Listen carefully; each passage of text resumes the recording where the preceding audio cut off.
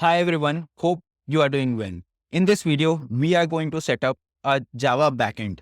By Java backend, I mean that we are going to build some REST API, and then what we are going to do is that we are also going to integrate Swagger into our project. What exactly is Swagger? You will wait and watch and you can see what exactly it is. It generally helps in sharing the documentation of your API, basically sharing what are your various APIs for the front end developer or for some other company. Let's say you are a company and you build some APIs and now you want the APIs to be shared to your partner company or someone, right? So in those cases, you can share your API documentation using Swagger. It's very helpful. You'll see how exactly it is. And of course, we are going to use Java and Maven because we have already set up all those things. So let's quickly get started. So here I am on my Windows machine, and in my previous video, we have already set up a simple Java project. Now what we'll do is that we'll discard this project. This was a simple Java project, how to set up that project. We'll go to a simpler method to set up the same thing. We'll go to Spring Initializer. So there is a website called as Spring Initializer. So let's search for it and then go to that particular website. And here, let's go to start.spring.io. And whatever project we want to create, this particular website gives us an option to create in a way that it's error free and we don't have to worry much. So this is very helpful and a lot of people use it very often. And we are using Spring here because this is one of the very common frameworks for the backend development in Java. So that's why we are using it. There are some alternatives as well, like Google Juice and Drop Wizard, which are also very popular. So you can search for them, like you can search for Google Juice and you can find those projects as well. Like you see Google Juice is there, which people use in their dependency injection stuff. So you can use that as well. And I have used them in our project. The reason I'm not using it is that it's not as popular as Spring. So wherever you go, if you join any company, it is very likely that your company might be using Spring. But yeah, Google Juice is also one popular option. Likewise, there is another option called as Drop Wizard framework. So this is also very common and many people use this as well. So it's also simple and they all are pretty much same. But the reason I'm inclining towards using the Spring Boot is that it's more popular. So the popularity is one big criteria whenever we use any project. So it's again the same thing of dependency injection. What exactly is dependency injection? You don't have to worry because when we set up things, you would anyway come to know about it. So that's the intent of this particular tutorial, that we don't waste a lot of our time in understanding everything in too much detail. We are covering the breadth here, and while covering the breadth, we'll touch upon the little bit of depth as well. So you can see the Spring Boot project is here and many people actually use this as well. But today we are going to use Spring Initializer. So when you go to the Spring Initializer, as we have already discussed that we are going to use Maven. So we'll choose Maven here. We'll leave everything else as defaults. We'll just name things as we want. So we'll name com.anubhav. So basically anubhav.com, you can imagine it to be a website, and we'll name something for our project. So we can name it as best seller. So this will be our website. So that's what I'm planning to have this as our repository. And we can have any name that it is bestseller website backend, or let's say bestseller backend. So this will be the name of my, let's name it best. We'll follow the regular convention. So bestseller and com.anubhav.bestseller.backend. This will be the name. And we'll use jar file here and we'll use Java 17 because as we already discussed, we are using Java 17 in our projects. You can notice that we are using Java 17 here and it is being selected by default because Java 17 is still the default in many of the cases. So that's why it's showing Java 17. Java 21 is still not adopted by many players like Azure and all yet. So that's why it's not selected as default. Now we'll add some dependency here. Okay. So we'll choose the dependency as a Spring Web. So this dependency will help us to build the backend system. So that's why we are going to choose this Spring Web. What else? I think that should be okay. What we can do is that we can click on explore and we can see our basic project structure, how it will look like. We'll have a main method. We'll have this application.properties, and then we'll have the test folder as well. And here we have form.xml. That is the file where all the dependencies are put. You can see only two dependencies are here, Spring Boot Web and Spring Boot Test. Only these two things are there. We'll download it. Let's first download it. So this particular thing is downloaded. We'll go to the downloads folder. And then what we can do is that we can cut it basically or copy it. Let's copy it. And then we'll go to C drive. And here I already have a folder name as code. So I'll paste it here. And let's extract it. It's all simple till here. There's a folder inside folder. I don't want that. I'll just have one level of depth. So I'll put things here. Let's do a Control X and put everything one level up so that it's just easier. So we have this project downloaded, the default project downloaded by us. Now let's open our IntelliJ. So we'll open the IntelliJ here and we'll open this project. So we'll click here. We'll open a project. And here I have code in the C drive and we'll put this backend. And here, when we click, we have form.xml. We can choose this while opening the project. Would you like to open this as a project? So click on open as a project and it will ask that it is downloaded from internet and all. So this is a very popular website, so this should be okay. So we'll click on trust project and we'll open on this window only. So it is asking for a few things. I'll leave the Microsoft Defender thing. I don't want things to get complex for now. And it's resolving all the dependencies. Basically, we have these dependencies here, right? Which we saw on internet. So the same dependencies are getting downloaded, these two. And what we'll do is that let's go to the MVN repository as well, so that we can configure a bunch of other things too. So we have this test project, main project, and we have a Java backend. We have all these things. So let it first get resolved. So it's trying to resolve first, and then we can go to the MVN repository after that. Or let's do one thing. Let's first run it, and then we can go to the Maven repository later. So let's wait for it to get built.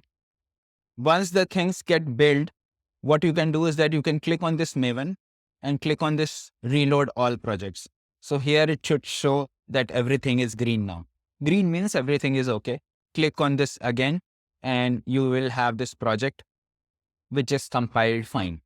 We can verify things by running this main method. So the main method is already generated here. We can just click on run and it should run fine. So let's wait for it to run. You see here, the project is running okay. We have to allow Java for the first time and then it will always be allowed. There are some security checks. Basically, they want us to know that the process is running. So you can see that the application is started and Tomcat, basically the application has started on localhost 8080. Let's go to the browser and see how this localhost 8080 looks like. So we'll go to this localhost and we'll type 8080. You see the project is loaded, but it is showing nothing. But at least the project is loaded now, right? Now, what is localhost? Localhost is your own IP. So basically your own IP is called as localhost. 8080 is a port. So 8080 means that basically it determines the network, basically the port number, and the other one defines the IP address. So it is IP address : port. Basically on the same IP address, multiple ports can run. Now we build some of the controllers. So I'll stop this one. And in this backend application, I'll create a new package. So package is nothing but a collection of class. So whatever package I create, I'll create inside this backend package itself so that the component scan works. So basically, if you create anything before this, then it might end up in some error.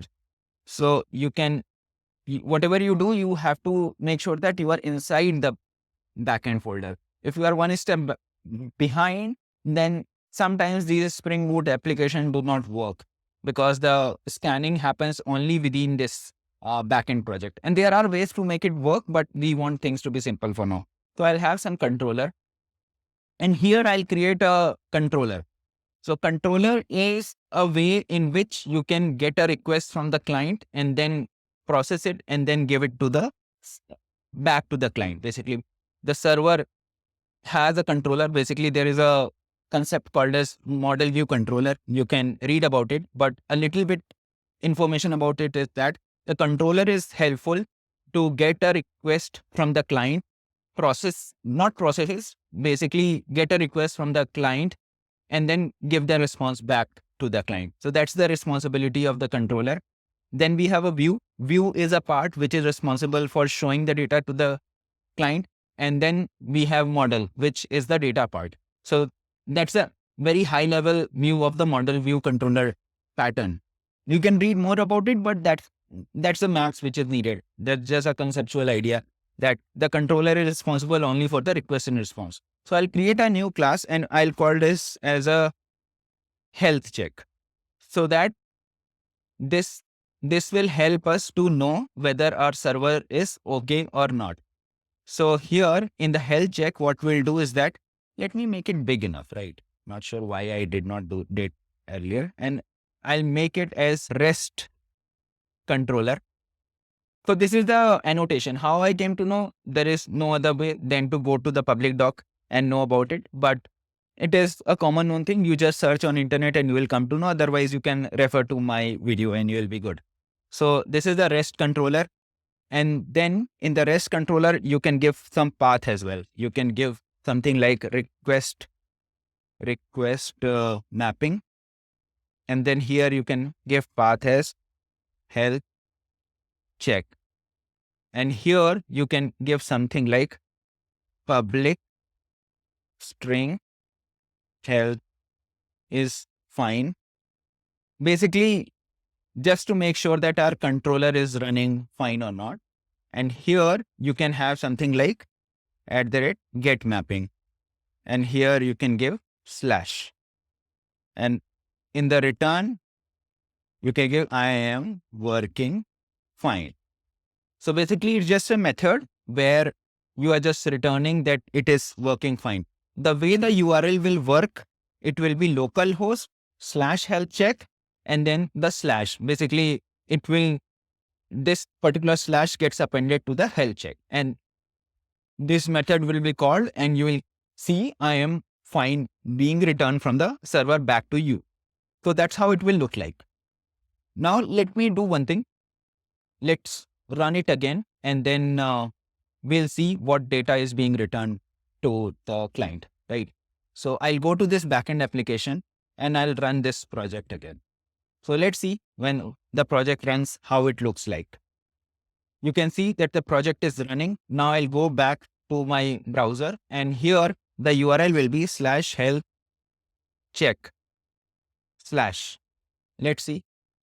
See, I am working fine. Let me remove the last / and see if it is returning anything. It's not returning anything because the way we have configured is this, that I am working fine. What if I don't need the last /, right? What can I do here? I can stop the process from here. I can go back and I can remove the get mapping from here and let's see what happens now. Would this method still be called? I think it should be called, but let's just verify. It generally depends upon framework to framework, right? So we'll see if it works or not. Otherwise, we'll just remove the last / to make it work. I'm just going back to the same endpoint and I'll run this. Okay, I don't see this working.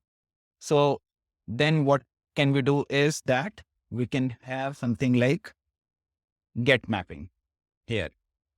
Let's run this again to see if the controller is getting hit or not. Now we'll go back to this one and run this. All right, we can see that now it is running /health check. So this will generally help us to confirm whether our server is running fine or not. Now, basically, if you see, I'm not taking any request here. I'm just having an empty stuff here. I can also take some request. For example, I can have a string and I can say name, and I can have something like @request param. So request param means that you can pass key value pair to the server. So basically you can pass something called as name to the server. And here you can do something like name plus. So basically whatever name you give to the server, it will give it back to you. With the help of name is working fine. So you can do that as well. We can stop it and then we can run it again using this run button. So I have run it again. You see my process is running. I'll go back here and type question mark. Name is equal to Anubhav. And it will show me Anubhav is working fine. So basically this particular thing, name is a key and the Anubhav is variable. And you can pass the same thing here in the request param and this will come back to you here. You can also pass something like a path variable. You can do something like path variable and you can give string with name path. And here you can for path and you can do this. And here in the get mapping, you can actually pass the path as well. So how you can do that is something like slash, and then basically you put in the double quote, you put slash, and then here you can put path. So basically this path will get resolved with this path here. And you can do a control S. So basically there are a lot of theory. You can just search internet to find these things. So this is a path variable. So how exactly it runs? Let's rerun the same thing again. Stop and rerun. And here, what we need to do is to give some path given something like this, and let's run it. So this path came as a path variable and name came here. So you can see key value pair, the value is coming here, the path is coming here. So in this way, you can design or you can define the different URLs which you need to return back to the, back to the clients. So in this way, your server can work on the various data. It can work with the request param. It can work with the path variable. It can also take the request in the request body as well. So we'll talk about that as well, in the upcoming videos. But let me just add a class as well, right? So that we understand a little more. So I'll add something called as package, and here I'll name it as model. And in the model, I'll define something as what is required for sales stuff. Let's say item. Item can be a particular class, model class. And in the item class, I can define public string name.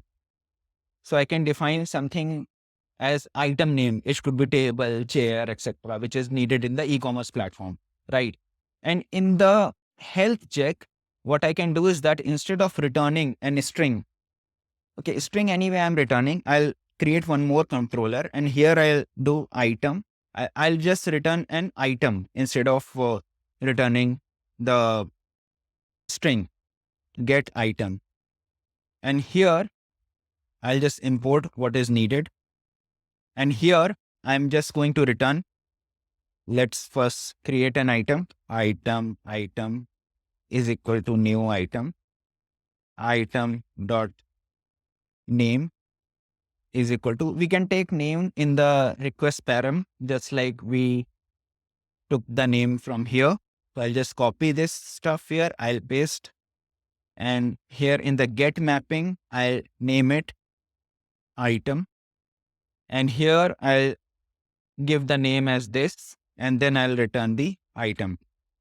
So even I can do this. So now instead of returning the simple string. I'm returning an item. So let's pause and rerun again. So I'll just stop and rerun the stuff again, and let's see what happens. So here my stuff is running. Now let me go to the browser again and type slash item question mark name is equal to Anubhav. Let's see what happens here. So you can see the item object, the JSON is getting returned to the front end so that the front end can work on it. So you can see even the objects are working. How would the object work in the request? So you can also take the things in the request as well. So for example, here you could, instead of a string, you can take the object as well. But then it will not, then it will be a request in the request body and not in the request param. So we'll do that. But to do that, it's important to have a request. How do you send the request in the body? So for that, we'll configure something called as Swagger. So till now you have seen that people in the backend can set up bunch of things here in your browser. They can set up health check, they can set up path, they can set up the path variable, objects and those things, and you can get the values into the front end. So those things you can do. But what if you want to have a interactive UI here so that you can set up the interactive UI and people can see what are the APIs available? For that, we have something called as Swagger. So how do we configure Swagger? So for that, let me go to a website called as MVN repository. So we are going to the Maven repository. And here I'm going to search for something called as Spring Doc hyphen open API hyphen starter MBC hyphen UI. So how I came to know? You can just search on internet and you will come to know there is no other way to know about it. And we can copy the latest stuff from here and we just need to copy this. Okay. And we'll paste the same thing in our project. So I'll stop my project here. I'll go to my form.xml and I'll paste this thing in my dependency. I'll do a control V. And then I'll come here and I'll refresh my page. So you can see that the build is done. Now what we'll do is that we'll rerun the project. So what we have done is that we have just imported this Spring Doc, nothing else. Now I'll come back to the browser and here in the localhost, what I'll type is the same thing, localhost 8080. And here instead of health check, what I'll type is Swagger UI. Swagger UI hyphen index.html. So let's see if it works. So you can see the REST API is being shown here. So if you are building the backend and you are a backend developer and you want to communicate to the front end people that, hey, these are the APIs which I have. Or if you are a company one and there is a company two who wants to use your API. So you can just share your Swagger endpoint to the company two that, hey, these are my APIs, you can just use and try out. So in now the whole API is getting shared using the UI, the good looking UI. So here in the name, we can click on try out. And here the name, we can give whatever name, Anubhav, some internal path, and we can click on execute. So internally, it will execute the same API. You can see the same API is getting created and you are getting the response as well. Likewise, you can run for the other API as well, the payload API. So we can click on the other API. Let me first close the health check API. In the health check API, I think there were two APIs. The item API. In the item API, I can rename it to table here and I can click on execute and you can see that the response is getting seen here, name string. So I can name it anything. Yeah, you see name table, you are getting the response as well. So those values also you are getting. Now you can also send the things in the payload as well, in the request payload, in this Swagger stuff. So here I'll have one more API called as public item and get item, and here request body. Let's have a simple item, and let's see if this works. And we'll just return the same item. Whatever item comes, we'll just return the same thing, and we'll have post mapping. And we can name it as item by host. We can name anything we want to here. Okay. So I'm just naming it whatever I want, and we'll have a proper design of, or basically the proper schema in the upcoming videos. But here I want you to get comfortable with the various APIs. So we'll have something called as post mapping also here. And here what we are doing is whatever item is coming, we are just returning that. Or we can do one thing. We can just put whatever item request comes, we'll just do item.name is equal to item.name plus. So we'll just modify the item name and we'll return it back to the front end. That's what we are doing here, right? Now let me rerun the same thing. So this is a post call, and in the request body, I'm just giving a item in the payload. Let me go back to the browser and reload the same thing. So we have this item by post here, where we can send anything in the item name. So we'll just send chair, and let me execute it. And you see, we got something here. So we got null hyphen Anubhav. Somehow the name is not getting sent here in the payload. So we need to see why exactly the name is not getting sent. So we'll just search how to send the payload, basically how to send things in the request body. To send the things in the request body, we need to do is @request. Now let's put a control S and run it again. You can see that the things are running. Now what I'll do is that I'll go back to the browser and I'll have to reload the page again. Okay. And here in the item by post, I'll just click on try out, and here I'll name it hello. Anything I can name, whatever I want to. And you see, now it is getting appended. So I have sent something called as hello. I can name chair, and I can click on execute, and the request goes in the payload in the request body, and it just appends the same thing here in the response body.